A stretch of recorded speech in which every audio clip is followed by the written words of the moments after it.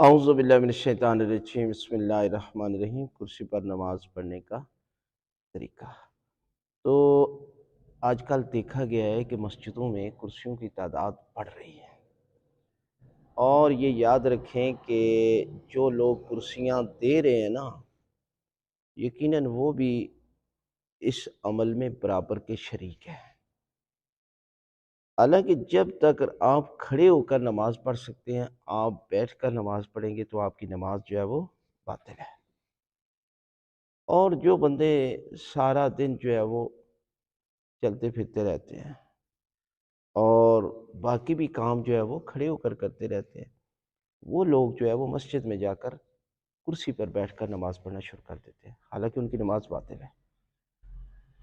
اس لیے کہ جب آپ کھڑے ہوں، قیام کھڑے ہو کر کر سکتے ہیں، رکوع کھڑے ہو کر کر سکتے ہیں، سجدہ کر سکتے ہیں، تو پھر آپ کو بیٹھ کر نماز نہیں پڑھنی چاہیے۔ اور جب انسان کسی چیز کا سہارا لے کر کھڑا ہو سکتا ہے تو پھر اسے سہارا لے کر کھڑے ہو کر نماز پڑھنی چاہیے۔ دیکھیں کتنی سختی ہے کہ آپ جو ہے وہ نماز، اگر آخری آپشن ہے، نہ کھڑے ہو سکتے ہیں نہ جو ہے رکوع کر سکتے ہیں، تو پھر آپ بیٹھ کر نماز پڑھیں، پھر بھی کرسی پر نماز نہ پڑھیں۔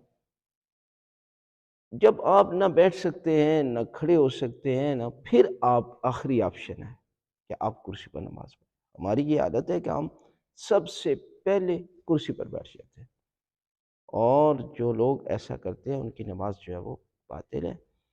اس لیے کہ عظیم ترین عبادت نماز، اور وہاں بھی سستی اور اس کو معمولی سمجھ کر بیٹھ کر نماز پڑھنا شروع کر دینا، یقیناً وہ بندہ معرفت نماز سے آگاہ نہیں ہے۔